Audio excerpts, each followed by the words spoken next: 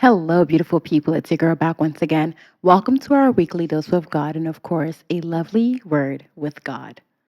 I'll keep on dancing, keep on singing songs. Salvation is available, glory is available. There's nothing you cannot do, my Jesus. Nobody hide him, nobody hide him. Welcome back to another episode of our weekly dose with God. We are happy to have you here. It is a blessing and an honor to always have you here every Sunday. So, our topic today would be the law of mental transformation. And we got this teaching from the one and only Apostle Joshua Selman.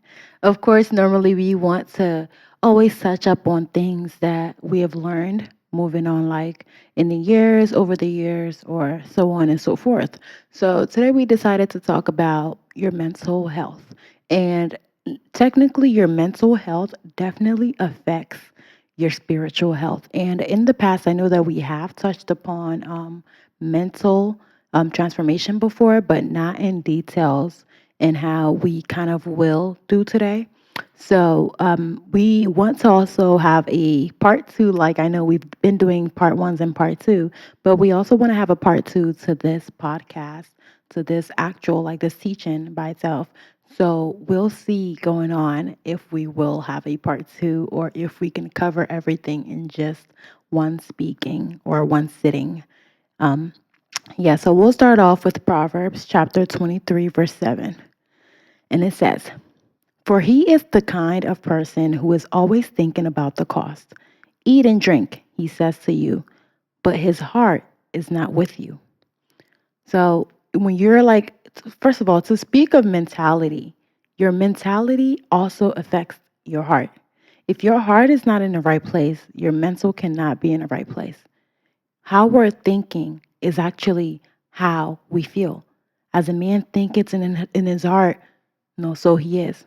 So whatever you think in your heart is who you are. If you think, obviously, we're not supposed to think like, oh, I'm rich, oh, I'm a millionaire. You can't think yourself of a thing, but you need to think of yourself as some like a being, if that makes sense. Like I'm a child of God.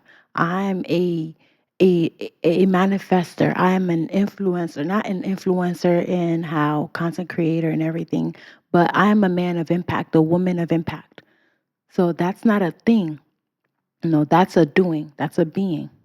All right. So your mental state has a lot to do with your reality. So however you think is how you will perform.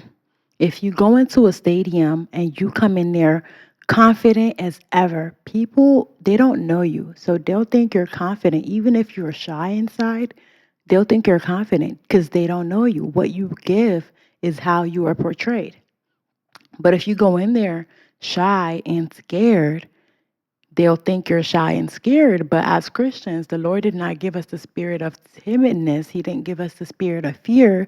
He didn't give us the spirit to be shy. He gave us a spirit of self control. We need sound mind, a spirit of boldness, a spirit to profess and proclaim his word, a spirit to do his will. And most times I know, speaking from experience, we can have all the boldness, in Christ, but yet when we come to those kind of situations where it's time to speak, we tend to get shy. And what I realize is that when you're shy, you're not shy because of the reality of things. You're shy because of what you make of that reality. You're shy because, oh, maybe you think, oh, they'll think this of me. They'll say this, they'll say that. But how do you know what somebody will say if you don't do what you want to do? You have to take action first before you start thinking of what's going to happen. Obviously, think of consequences if it's a bad situation. But if you know, like, this thing will actually help somebody, but I'm shy, I'm scared to say it, then we need to just reform our minds and say what we need to say. And I'm speaking to myself as well because sometimes I tend to get shy or kind of not really scared but timid of, oh my gosh, what will they think? Will they think I'm judging them? Will they think I'm trying to be rude? Will they think I'm just like, what would they think? But the thing is, just figure out how to word it. Obviously, you want whatever you're saying to sow bread to the eater and just help the hearers, basically. You want it to do something in their life of good. You don't want them to hear it and say, oh, you Christians are all the same. You Christians are all this and all that. You don't help anybody. You don't want it to happen like that. You don't want that to happen. So you want to do things that will actually help other people. You want to say things that will actually help other people instead of make them worse than they are. So Genesis chapter 11, verse 1 to 6, it's actually a long verse, but we are going to go ahead and kind of try to dissect it. Obviously, this is not word for word, bar for bar from the teaching of Apostle Selman, but from what I've learned, I decided let me actually give you guys some things that I have picked up for myself because what's wrong with sharing? What's wrong with if I hear something good that can actually help me in life, why not share it to my brothers and sisters? Because it might actually end up helping them as well. So it says in Genesis chapter 11, 1 to 6, that's what we're reading. Now the whole world had, so this, first of all, for context, this is when they were building, what do they call it? Babylon? Babel, or is it Babel or Babel? Anyways, when they were building that tower and God, dissected their tongues and they started speaking different languages. But we're gonna show you because I actually this was very like wow, because they spoke about it before it happened. And reading that, I was just like, oh, like I didn't know that. But we're gonna read. Okay. So it says, now the whole world had one language. So at this moment, everyone was speaking one language and a common speech. So everyone knew what each other was saying. As people moved eastward, right, this is people changing locations, just moving, they found a plain in Shinar and settled there. Okay, and that's that one. So, verse 3 they said to each other, so at this time they can hear each other, they can speak the same language, we can understand each other, we're on the same page. So they said to each other, come, let's build, I'm sorry, come, let's make bricks and bake them thoroughly. Okay? Let's make bricks and bake them thoroughly. They used brick instead of stone and tar for mortar. Then they said, come, they can still hear each other. Let us build ourselves a city with a tower that reaches to the heavens so that we may make a name for ourselves. So, right now, this is just them talking. Like when you have plans with your people, like, oh, yeah, tomorrow we're going to go to this party. We're going to go to this community thing. We're going to go to this and that. They're just talking. They're having a conversation. They're just saying, oh, this is what we plan to do. They're making plans. They haven't even done it yet, but they're making plans. This is that stage one, I would say. Okay. And so that we may make a name for ourselves. Otherwise, we will be scattered over the face of the whole earth. So they're saying that if they don't build this tower and make a name for themselves, they would be scattered over the whole earth. And how do you scatter over the whole earth? Why would people who like each other, who speak the same language, who understand each other, who know each other, why would they now be scattered over the whole earth if they understand each other? The thing is, they spoke into existence what God then brought to existence. They spoke into existence that if they don't build this, if they don't finish building this to the heavens, they will be scattered. And how else did they get scattered? Well, we're going to find out. But speaking this into our regular day-to-day lives, when sometimes when we speak things, we're like, okay, we're going to do this with our friends. Next week, we're going to do this. Next week, we're going to do that. That's what the Bible tells you. When you're planning stuff, you have to say, by the grace of God, by the will of God, because you don't know what you are able to do. You don't know what God has destined for you to do. Maybe you don't live to see that day. And now you're a liar because you didn't do what you said you were going to do.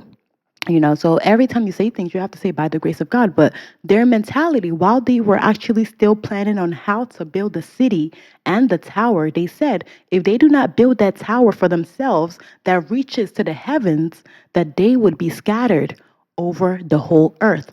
Verse 5 says, but the Lord came down to see the city. So they're speaking and it's happening in the spirit realm. So everything we talk about, that we see in physical realm, happens in the spiritual realm first. So we need to understand that before things happen physically, it has already happened spiritually. So this is them just talking, but God has already heard them. And it says, but the Lord came down to see the city and the tower the people were building. So they haven't built the tower yet.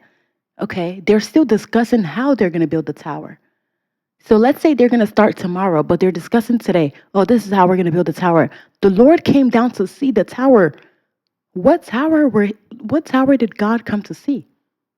If they haven't already started building it in the physical realm, what tower did God come down to see?